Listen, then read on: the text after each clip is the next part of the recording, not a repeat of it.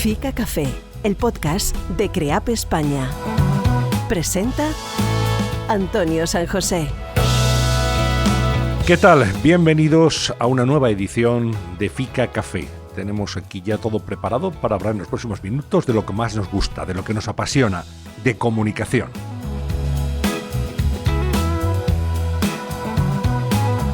Y hoy nuestro invitado es un profesional de largo recorrido que ha transitado por diversas empresas en el mundo de la dirección de la comunicación de compañías tan importantes como Liberty Mutual Group, BBVA, Telefónica y en la actualidad es director general de comunicación de Endesa. Está con nosotros Ignacio Jiménez Soler.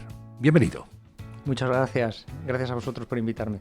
Y nos acompaña también Pablo Zamorano, que es partner, socio de CREAP y director del área de comunicación corporativa y financiera. ¿Qué tal, Pablo? ¿Cómo estás? ¿Qué tal? Muy bien. Bienvenido de estar también. Aquí con vosotros. Debutas en el Fica Café. Eso es. Espero que no sea la última. Sitio tranquilo. Nacho se está tomando el café, como corresponde. Como corresponde. Ya te tiene el capuchino enseguida. Fenomenal. Lo acabas de pedir. Muchas gracias.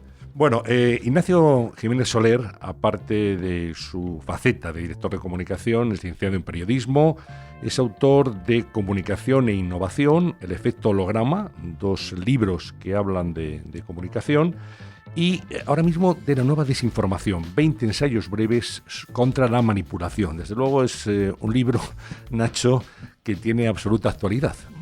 Sí, bueno, yo creo que desgraciadamente tenemos que decir la desinformación se ha convertido en uno de los factores de desestabilización, con el permiso de la salud, por supuesto, en los tiempos que estamos viviendo y de siempre la economía, ¿no? Que la economía, pues siempre en los momentos de flujo alto, flujo bajo, positivo o negativo, siempre generan desestabilizaciones coyunturales. Lo que pasa es que la desinformación ha sido ese, diría, fenómeno silencioso, que poco a poco se ha ido imponiendo y ha ido escalando hasta convertirse, yo creo, en uno de los fenómenos más preocupantes que podemos analizar hoy en día en el mundo global.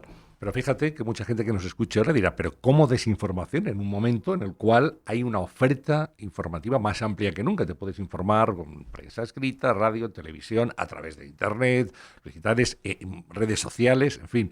En ese momento en el que hay más oferta, hay también efectivamente más desinformación. Es así, una paradoja. Sí, es una paradoja absolutamente estructural, ¿no? Que tiene que ver con un cambio de paradigma que viene de la mano de la digitalización y de la proliferación de canales, especialmente ya con la eclosión de las redes sociales, sobre todo a partir del 2009-2010, que es cuando este fenómeno empieza a tomar tracción, ¿no?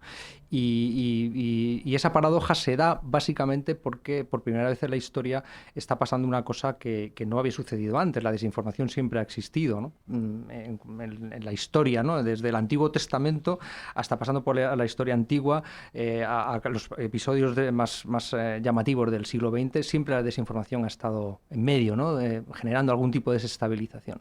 Lo que pasa que ahora, históricamente, es lo que digo, que hay un cambio histórico en esto, es que por primera vez dentro de la cadena de valor de la comunicación, que siempre ha habido un emisor, unos canales por los que circulan unos mensajes y unos receptores, por primera vez los receptores se convierten en nodos fragmentados que a su vez reverberan elementos, sean verdaderos o falsos, gracias a los dispositivos tecnológicos, ¿no? Y si tomamos la previsión de cómo va a acabar, cuánto va a crecer la población en el agregado del año 2020, vemos que la población mundial va a crecer por el entorno del 1,7% aproximadamente. Sin embargo, los dispositivos, los usuarios de Internet y los usuarios de redes sociales van a crecer por encima del 4%, por encima del 7% y casi en el 10%, lo cual significa que hay menos gente y cada vez más canales que emiten determinados mensajes. Y si hacemos un poquito de zoom en todo esto, lo que vemos es que casi el 52% del tráfico de información que hay en las redes de comunicaciones son bots, está automatizado, por lo tanto el fenómeno se agudiza. En definitiva, la paradoja tiene que ver con la escalabilidad del problema y porque cada vez hay más nodos emitiendo y no todos de ellos son humanos, ¿eh? Por lo tanto, la desinformación se distribuye con mayor rapidez y de manera muchísimo más intensa de lo que sucedía antes. Sí, eso nos lleva un poco también al famoso periodismo ciudadano, ¿no? De hace quizá 5 o 10 años. Ahora cualquiera puede en cualquier momento sacar Pero lo importante es autentificar bien las fuentes, ¿no? El tema de lo que decías, ¿no? Cada vez hay más nodos. Yo creo que ahí también es muy relevante, uno, desde el punto de vista de la comunicación corporativa, convertirte en un nodo auténtico, creíble, potente, ¿no? Donde al final las audiencias te reconozcan de una manera relevante y te sigan y que por lo tanto impactes. Pero por otro lado, desde el punto de vista del receptor, la necesidad de filtrar bien, ¿no? Las informaciones, las noticias, las cuestiones que están incorporando para que al final no sea un nodo de transmisión de esa desinformación, ¿no? Twitter acaba de incorporar entre las funciones, antes de retuitear cualquier noticia o cualquier LinkedIn, ¿no? Te lo has leído bien, ¿no? No vaya a ser que... yo me acuerdo que había una estadística de que el 60% de las URLs que se transmitían vía Twitter no se abrían. No se abrían. No se abrían. La gente, bueno, ve un titular o tal, me gusta y lo expando, ¿no? Y juegan con eso, ¿no? Quizá el tema de las... O sea, yo creo que ahí hay muchos temas que sin duda hay que profundizar, ¿no? Y no sé cómo lo ves ahí desde el punto de vista de las empresas, Nacho, eso, ¿no? El cómo, dentro de todo ese mare magnum, ser un polo de atracción y de relevancia y de credibilidad. Bueno, yo creo que, Pablo, has comentado cosas tremendamente interesantes y críticas en este momento, ¿no? Has hablado del periodismo ciudadano como concepto original, que al final básicamente se concreta en que hoy cualquiera, empresa particular, puede ser un emisor de información o de contenido, ¿eh? Y eso es un cambio ya de paradigma, y en paralelo eso convive con el rol del periodismo, ¿no? Que a pesar del modelo industrial, yo creo que el periodismo tiene hoy por hoy una de las mayores oportunidades de convertirse de nuevo en un gran referente para equilibrar esa balanza de la desinformación, ¿no? Pero eso tiene que ir acompañado también de un modelo industrial que acompañe, que apueste por la calidad, por la no precarización de los profesionales, y porque haya periodistas que puedan trabajar los temas con tiempo, con rigor, para que se convierta en ese contrapeso que necesitamos para la desinformación. Pero al otro lado de eso, y salvando los criterios editoriales que debe tener cualquier medio de comunicación, cualquier persona o empresa tiene también su derecho a tener su propia voz, y ahora la tecnología te lo permite, ¿no? Y ese tener su propia voz significa que todo aquello que no entra en un criterio editorial de un medio, o aquello por lo cual una empresa no está dispuesta a pagar porque no tiene presupuesto, puede tener un espacio en el mundo informativo de los contenidos que pueda ser de interés o atractivo para los usuarios. Y ahí es donde creo que el papel de las empresas tiene mucho que decir para desarrollar esa propia voz, y por lo tanto también para ser otro contrapeso, siempre desde la veracidad, de esos nodos de desinformación interesada que también amenazan a las empresas, porque es verdad que cuando hablamos de desinformación pensamos siempre pues en grupos de personas pagados por algún gobierno con intereses, un país con intereses, para desestabilizar a otros, y eso pasa. Pero también podemos imaginarnos, y cada vez lo vemos más, desgraciadamente, como empresas que se ven afectadas reputacionalmente y en su imagen porque alguien desacredita y utiliza la información para desacreditar sus productos, sus servicios, a su equipo gestor y demás, ¿no? Entonces ahí se necesita también una información veraz, y esa información veraz la pueden dar los medios o la puede dar la propia empresa, ¿no? con actividad. Yo creo que ahí es donde está ese juego de equilibrios que podemos conseguir. Sí, la información como arma al final, ¿no? Exacto. Que puede responder a intereses espurios.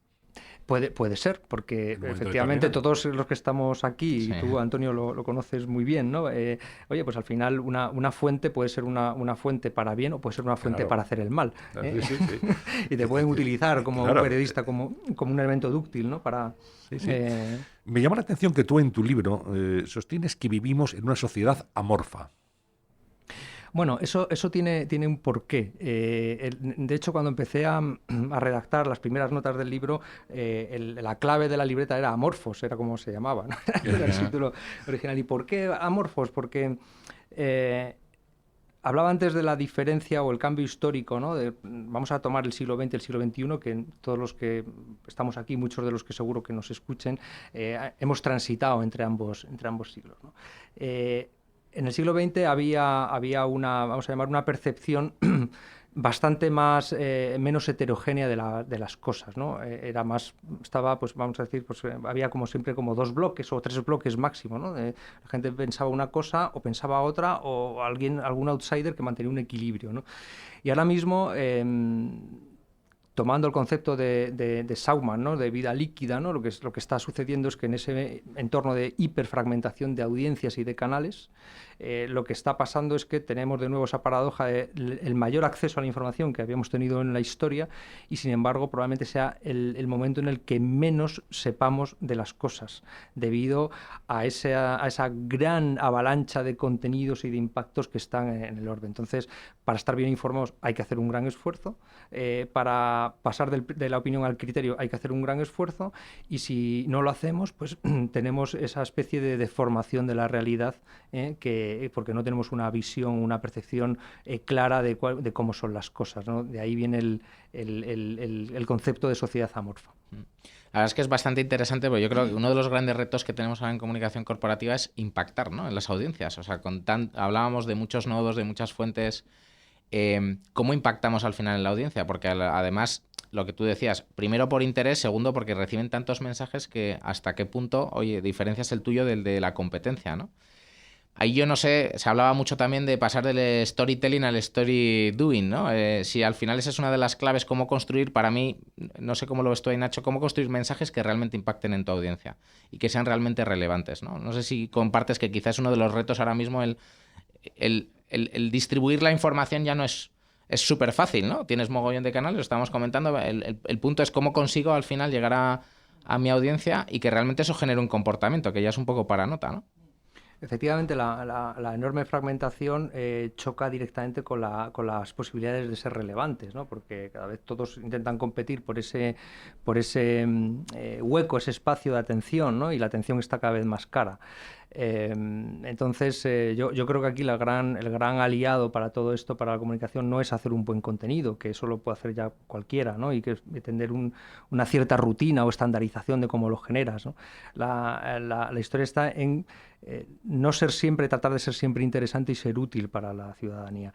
¿Y eso qué significa? Significa probablemente renunciar a que tengas un grandísimo protagonismo informativo, vamos a llamar desde el punto de vista tradicional, e ir de manera muy selectiva a impactar en las audiencias donde sabes que tienen necesidades concretas sobre lo que tú puedes ofrecer, sea un producto, sea un servicio, lo que sea. Y eso, ese concepto que puede ser llamado inbound, ¿no? De ir a buscar a las audiencias, significa que aquel contenido que generas tú lo tienes que taxonomizar de alguna manera, y con la tecnología y el intercambio de información, que ahora mismo es uno de los grandes activos que tenemos los que nos dedicamos a la comunicación y al marketing, tiene que ser ir a buscar a esa audiencia en función de esas necesidades. ¿Qué significa esto? Significa que donde antes teníamos un mensaje y tratábamos de llevarlo masivamente a toda la sociedad, a lo mejor ahora mismo no necesitamos hacer eso, sino que ese mensaje lo rompemos en varios enfoques y se lo vamos distribuyendo de manera selectiva a las personas que entendemos y sabemos o intuimos, gracias a la ingesta de data, ¿no?, que puede interesarle lo que le vamos a decir. Y por lo tanto hacemos la vida más fácil, o podemos hacer la vida más fácil a la gente cuando tiene algo que consultar sobre cualquier producto o servicio donde nosotros tenemos algo que ofrecer, ¿no? Eso también nos lleva un poco a escuchar, ¿no?, a la audiencia, que muchas veces es... Yo lanzo mensajes y a ver qué pasa, ¿no? Pero qué importante es escuchar a la audiencia, todo tipo de audiencias, ¿no? Lo hemos visto también como comunicación interna, externa, que al final todo empieza por, bueno, primero vamos a escuchar al otro lado qué es lo que esperan de nosotros y en función de eso, ligado a nuestro propósito, qué es lo que trasladamos, ¿no? Exacto. Y yo creo que esto también está afectando, pero va a afectar mucho más también a la propia relación, por ejemplo, anunciante-medio de comunicación, yo creo que en ese ejercicio tenemos objetivos comunes. Uno, necesito una inversión de un anunciante para monetizar y sacar adelante mi modelo de negocio, y nosotros, los anunciantes, necesitan invertir de manera eficiente para llegar también de manera selectiva a determinados grupos de la ciudadanía, ¿no? Entonces, la única manera de hacer esto no es comprar un espacio a un precio de tarifa, sino vamos a ir sirviendo en función de lo que necesita ese usuario que está consumiendo una información en tu medio de comunicación, ¿no? Y yo creo que ese trabajo colaborativo pasa porque lo aceleremos para que haya un modelo realmente viable para todos, ¿no? Y que seamos útiles a la sociedad y no interrumpamos, que a nadie nos gusta que nos interrumpan con algo que no nos interesa. Sin embargo, sí que aceptamos que nos interrumpan con algo que nos es útil. Yo creo que ahí es donde está la clave de la nueva manera de hacer comunicación. Absolutamente. Mucho más personal, mucho más dirigida Exacto. al usuario. Desde luego, hay algo que tú también señalas en el libro con el que estaremos todos de acuerdo. Dices, el error de nuestro tiempo. ¿Cuál es el error? Dice, parece que la verdad es lo que se comparte masivamente en las redes sociales. Y eso es así. Y alguien recibe un WhatsApp y lo distribuye entre su red de contactos, entre su agenda, y ya está. Y la gente lo da por bueno. Con lo cual nos hemos abolido los protocolos periodísticos. Los periodistas somos como los médicos, que antes de intervenir quirúrgicamente a alguien, por muy leve que sea esa operación, pues hay un protocolo y te mandan una radiografía de tórax y te mandan unos análisis. Bueno, los periodistas, antes de publicar, generalmente comprobamos, contrastamos, y cuando ya sabemos que eso es verídico, lo lanzamos. Es la importancia de la marca. Pero ahora es la tiranía de las redes sociales, que no se sabe de dónde viene y se da por bueno. Lo cual es un terreno abonado para las fake news, Nacho. No, completamente. Yo creo que hay que valorar estos. Pablo comentaba antes algunos de las, pues de las pequeñas soluciones, ¿no? que las plataformas globales están intentando implementar para por lo menos que te lo pienses dos veces antes de distribuir cualquier cosa. Pero como hace poco venía en The Economist una de las viñetas, ¿no? que venía a decir algo así como alguien que estaba escuchando una información falsa y decía, pero ¿cómo no va a ser verdad si piensa lo mismo que yo? Bueno, pues ahí es donde está el gatillo para empezar a distribuir algo que refuerza tu posición, aunque puedas saber a ciencia cierta que no es verdad, pero contribuyes a esa difusión. Aunque sepas que no es verdad, porque refuerza tu posición y lo quieres hacer notar en tu grupo de influencia, y eso es lo que hace que pues distribuyamos muchas veces cosas, ¿no? Que no son verídicas o no están contrastadas o que no son reales. Y eso es un fenómeno también absolutamente instaurado que tendremos que no decir convivir, pero aprender a plantarle cara para revertir esta situación, porque creo que puede ser muy dañina. Y ser más responsables también, Exacto. ¿no? Antes de darle a la tecla de Totalmente. distribuir, habrá que pensar si eso tiene verosimilitud o no. Bueno, habla que hablas de responsabilidad. Fijaos que cuando se habla de esto de las fake news y demás, siempre, vuelvo a decir, nos imaginamos a alguien que de manera, pues con un espíritu de hacer daño, pues crea un contenido falso, y eso pasa. Pero en la distribución de la desinformación y de las noticias falsas, yo siempre digo que es un ejercicio de corresponsabilidad. Tan responsable es el que de manera intencionada genera ese contenido, como el que, sin pasar por ese punto de reflexión, decide amplificarlo desde sus propios canales.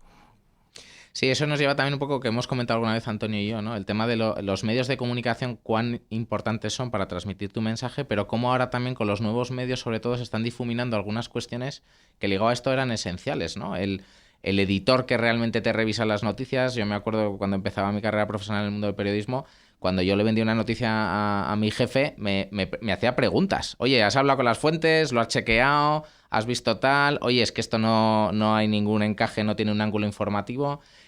¿Cómo de alguna manera ves, desde el punto de vista de los medios de comunicación, si eso se va a recuperar? Si además vamos a primar o deberíamos primar esos medios y esas informaciones de calidad, que las hay y muchas y son muy importantes, y vamos un poco también desterrando esos otros medios que quizá van metiendo ruido o apuestan solo por el modelo clickbait. ¿Crees que, o es un poco utópico, ¿no?, pensar que eso va a evolucionar?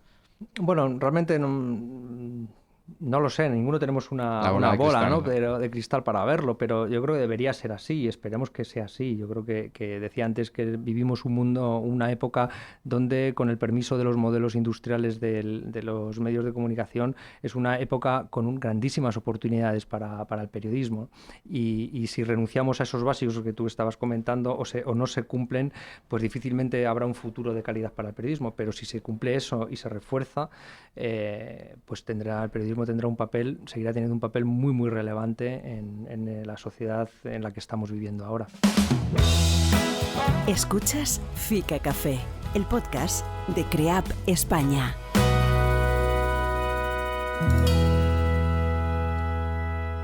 Claro, hablabas tú de clickbait, que es esa técnica consistente en no desvelar algún elemento fundamental de la información para que el usuario clique. Y tantos clics tienes, tanto vales. Esto es así en el mundo de Internet, ¿no? Hablas de cebos en tu libro, Nacho, clickbait, dices al final todo es show, todo es espectáculo. Bueno, el gran problema es que la información la convertamos en espectáculo o hacer información con un punto de show. No es lo mismo, ¿eh? Yo, al final, bueno, pues un canal de televisión, una emisora de radio, necesita mantener cierta tensión positiva con su audiencia. Por lo tanto, entendemos que eso tiene que tener un ritmo, tiene que tener unas características. Bueno, tú lo sabes bien que has hecho televisión también muchos años, y claro que hay que mantener eso. Pero una cosa es poner por delante la información y vestirla vamos a llamar, de espectáculo positivo, y otra cosa es hacer un espectáculo con la información. Yo creo que ahí es donde podemos encontrar las grandes diferencias entre hacer un buen desarrollo de contenidos informativos o hacerlo mal, ¿no? Y yo creo que también esa tensión que la hemos vivido y la estamos viviendo se tendrá que resolver en breve, y yo creo que esto va a ser una decantación natural, porque al final la sociedad es más vigilante que antes, y los ciudadanos esperamos y miramos con mayor rigor y atención qué es lo que nos gusta y lo que no nos gusta. Y creo que, por ejemplo, este asunto de lo que me están contando es verdad o no, me están haciendo de esto un show, pero en el fondo realmente esto no es así, se ha venido a acelerar esa autoconciencia debido sobre todo a esta situación que estamos viviendo. Y yo creo que va a dar pie a que cada vez haya más personas que exijan algo de calidad, ¿no? Y afortunadamente el paso que están dando muchos medios de comunicación de cerrar parte del contenido para poner en valor lo que hacen, y que muchos de ellos les está yendo muy bien, cosa de lo cual yo me alegro muchísimo y ojalá vaya creciendo, significa que habrá mayor calidad y rigor en esa información, y ciudadanos que están dispuestos a pagar por que me informen bien. Y yo creo que eso es bueno para todos, ¿no? Es bueno para la industria, es bueno para los comunicadores y es bueno para la sociedad. Comentabas un poco el tema de ponerle un puntito de show, ¿no? ¿Cómo lo estáis haciendo también desde el punto de vista de las empresas, ¿no? ¿Qué cosas estáis haciendo nuevas en la generación de contenidos? ¿Qué canales, formatos? Un poco por dónde ves que van también ahí los tiros. Bueno, yo creo que hay las dos líneas tradicionales, vamos a llamar reformuladas en estos tiempos, que hay que mantenerlas y se van a mantener, que es, vamos a llamar, las relaciones con la prensa, ¿no? Que hay que mantenerlas bien saneadas y que demos realmente el servicio que necesita un periodista cuando accede a la fuente, y que le demos la información, etcétera, ¿no? Estar a la disponibilidad. Por otro lado, las líneas de pago, ¿no? Que es, oye, pues tengo que poner en valor algo, entonces decido comprar un espacio publicitario, qué sé yo, en televisión, en radio, en digital o en prensa escrita, para poder dar a conocer a la sociedad con mayor cobertura o mayor amplitud determinados productos o servicios que tengamos las empresas. Pero por otro lado está el crecimiento orgánico de lo que llamaba antes la voz propia, es decir, que todo aquello que no entra ni en el primero ni en el segundo, que hay muchísima actividad de las empresas que no son noticias con los criterios editoriales o no son campañables, si me permitís la palabra, sí. Ese porcentaje de actividad de una empresa, que es elevadísimo, puede tener una vida en la, vamos a llamar, una potencial llegada a los grupos de interés o a los usuarios. Y ahí es donde las empresas también estamos haciendo todos un esfuerzo importante para desarrollar esa propia voz y generar información de calidad, de utilidad, y algunas veces también, si se puede, interesante, utilizando canales digitales, utilizando soportes como este que estamos teniendo vía podcast, generando producción audiovisual y distribuyéndola de manera eficiente, como comentábamos antes, de manera muy selectiva, para llegar a la gente a la que queremos llegar. Por aterrizar un poco más esto que te planteaba Pablo, tú eres director general de comunicación de Endesa. ¿Qué retos tenéis en la compañía? Bueno, es una compañía histórica, la principal eléctrica, con una trayectoria que ha estado muy presente en la vida de los españoles y que comenzó con el carbón, si no recuerdo mal. No, efectivamente, sí, así es. Del carbón ahora el reto de las renovables y las energías alternativas, ¿no? Que es toda. Presentábamos esta semana precisamente la visión a 2030 y el plan estratégico tanto del Grupo Enel como de Endesa para los años 21, 22 y 23, y clarísimamente, bueno, pues las líneas maestras de ese plan ponen el foco en la transición energética, una apuesta increíblemente intensa por las energías renovables, ¿no? Desde el punto de vista de comunicación, a nosotros tenemos muchos retos, ¿no? Y son retos que van más allá vamos a llamar, el mero contacto con clientes o el mero contacto exclusivamente también, pues con campañas o con medios de comunicación. Eso hay que hacerlo mejor, tenemos que seguir haciéndolo, mejorando muchas cosas, pero tenemos el gran reto de convertir en un activo de valor desde el punto de vista de los grupos de interés, que lo que estamos haciendo allí, lo que nos queda por hacer, es algo útil para la sociedad, es algo útil para los grupos de interés, y tenemos que hacer un esfuerzo en que ese relato pues llegue de una manera muchísimo más nítida, y que eso contribuya, por supuesto, pues a mejorar la imagen de la compañía, mejorar, por supuesto, también la reputación, y también incrementar o potenciar las ventas, ¿no? Porque al final la comunicación no tiene sentido si todo está comunicado, son vasos comunicantes. La buena imagen, la buena reputación te contribuye siempre a vender más, y si la tienes deteriorada, pues tienes más problemas para hacerlo. Entonces yo creo que nuestro reto es ese. Y ahí un poco las audiencias financieras, ¿no? Que también las tenéis súper exigentes cada vez más, que miran ahora también criterios ESG, etcétera, etcétera. La sostenibilidad de las compañías. Eso es, ¿no? O sea, ¿cómo estáis viendo también la evolución de esas demandas a la compañía por parte de ese tipo de audiencias, y qué estáis haciendo también allí con ellos? Bueno, es una demanda creciente, ¿no? Lo vemos en los grandes fondos que ya lo exigen, los analistas y los inversores lo demandan, lo piden y lo revisan y lo valoran, ¿eh? Y en tanto en cuanto una compañía no esté alineada con esos, vamos a llamar, criterios de sostenibilidad integral, ¿no? Que va más allá de los puramente ambientales, hay muchísimos más, ¿no? Que tienen que ver con la equidad, con la igualdad, con... Sí, bueno, pues una serie de elementos que creo que están en boca de todos, y esto pues hay que reportarlo de manera transparente, de manera recurrente. A nosotros nos han valorado en Endesa hace unos días como una de las compañías que reporta con mayor transparencia este tipo de información, y seguiremos trabajando en esa línea, porque consideramos que tenemos que estar a disposición de esos grupos de interés en cualquiera de las variantes que necesiten conocer a la empresa, ¿no? Y ahí es donde tenemos que seguir trabajando en ese desarrollo de contenidos y de voz. Es interesante que un profesional, Pablo, como Ignacio Jiménez Soler, que lleva mucho tiempo en el mundo empresarial, que es doctor cum laude, ahí donde lo ves, en Ciencias de la Información, y que bueno, tiene ya una serie de publicaciones interesantes, pues plasme toda esa experiencia en libros como este del que hoy estamos hablando, la nueva Desinformación, 20 ensayos breves contra la manipulación. Desde luego es un tema de lo más atractivo y de lo más actual. ¿Vas a seguir por esta línea, Nacho? Escribiendo y reflexionando, poniendo por escrito lo que es tu experiencia y tu apreciación del mundo de la comunicación. Sí, lo sigo haciendo. Bueno, más allá de que a nivel personal, oye, pues cada uno tenemos nuestras aficiones. A mí me gusta leer y me gusta escribir, pero sí que creo que a nivel técnico... los profesionales de la comunicación tenemos una obligación de ser más divulgadores de los asuntos que nos conciernen. Yo creo que todos coinciden que, por ejemplo, marketing, entendido como el marketing más tradicional, siempre ha sido considerado las escuelas de negocio. Alguien que estudia un MBA tiene su módulo de marketing, ¿no? Por decirlo de alguna manera. Pero hasta hace muy poco no se consideraba la comunicación. Y para mí la comunicación, por decirlo de alguna manera, es el gran paraguas, ¿no? Donde cuelga, entre otras cosas, debería colgar el marketing, ¿no? Y no me duelen prendas decirlo así, porque es que creo mucho en la convergencia de las dos herramientas.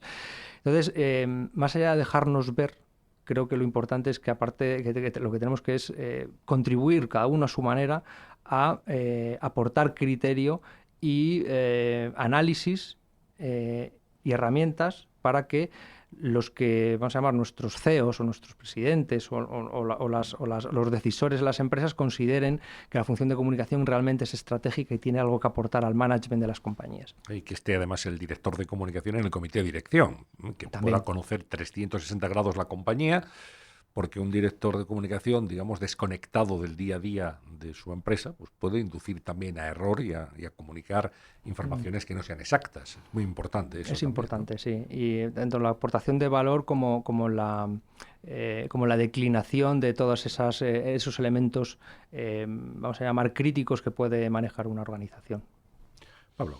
Bueno, yo es que esto que estás comentando, Nacho, me parece fundamental, ¿no? Yo creo que lo hablábamos antes, en un mundo cada vez mucho más inmediato, a veces pensamos poco, analizamos poco, ¿no? Y yo en ese sentido te quiero dar la enhorabuena y te animo a que por favor sigas, vamos a intentar aportar el resto, porque yo creo que es fundamental, ¿no? Y ahí en ese sentido, yo no sé, hay compañías, evidentemente como Endesa, como otras compañías muy grandes, que ya van viendo la función de comunicación de manera estratégica, pero todavía nos encontramos muchas, ¿no? Que es como, bueno, estos son los chicos de la prensa, ¿no? O bueno, si salir en El País mañana esto... Nada, si esto lo pones ahí, llamas y listo, ¿no? ¿Cuál crees que serían un poco las pautas, un poco para convencer gran parte todavía de compañías, ¿no? Más medianas o más pequeñas, donde al final el management todavía ve la función de comunicación casi como publicidad, como algo muy sencillo, y sin embargo tiene una visión estratégica muy potente, ¿no? Bueno, la mera fragmentación de audiencias y de canales, que es algo que lo ve, que es fácil de identificar por cualquiera que no se dedique a esto, ya per se es un elemento que debería ser de convicción para cualquier responsable en una compañía que necesita alguien que gestione esa fragmentación, que entienda por dónde van las tendencias y lo que implica esa fragmentación en la sociedad y, por lo tanto, dar soluciones para ello. Pero hay que ser muy honestos con esto, ¿no? Es decir, nosotros podemos vender como un éxito salir, como tú decías, al día siguiente en un medio de comunicación, y eso está muy bien y tenemos que seguir haciéndolo, pero lo importante es ver qué relevancia real ha tenido eso y si hay otros elementos que no están, por ejemplo, en ese clipping, que están generando pues una desafección, un problema, una crisis o una percepción positiva sobre algo y que no está pasando en esos canales, está pasando en otro lugar. Y ahí es donde está, yo creo que una de las partes muy importantes de nuestro papel como aportadores a las compañías. Bueno, pues gracias Nacho por este libro, que nos hace reflexionar acerca de la comunicación. Nosotros también humildemente con este podcast de Fica Café tratamos de aportar pues la visión de muchos compañeros, de muchos profesionales sobre la importancia que tiene la comunicación y ahí estamos, en esa línea. Pues yo he de decir que la enhorabuena tiene que ser para vosotros, porque creo que como una gran consultora que sois y que estáis en contacto con muchos mercados y muchos sectores, que tengáis iniciativas para que la divulgación de lo que se hace en comunicación se conozca más y mejor, creo que es una iniciativa muy importante y yo valoro positivamente, y por eso acepté encantado venir aquí para contribuir con mi granito de arena lo que fuera posible. Así es que animaros a seguir y que vayáis en esta línea. Pues muchísimas gracias. Ignacio Jiménez Soler ha sido nuestro invitado hoy en Fica Café. Gracias y hasta la próxima oportunidad. Seguro Gracias que a vosotros. volvemos a hablar y a invitarte aquí a un café y a compartir conocimiento y reflexiones acerca del mundo de la comunicación. Muy bien. Gracias también, Pablo Zamorano. Un placer. Aportaciones basadas también en la experiencia y en el día a día, que son muy importantes. Totalmente, súper importante, y sobre todo compartir conocimiento y experiencias, que creo que es lo que al final también a todos nos aporta. Y gracias también a todos ustedes, a todos vosotros los que hayáis conectado con este podcast Fica Café, que poco a poco va analizando, va reflexionando sobre aquello que decimos siempre más nos apasiona, más nos gusta, que es la comunicación. Alberto Espinosa se encargó de que todo esto sonara bien en el control y Cristina Villalba en la producción del programa. Un placer haber estado nuevamente con todos ustedes y hasta una próxima edición de este Fica Café de CREAP España. Fica Café, porque la vida es comunicación.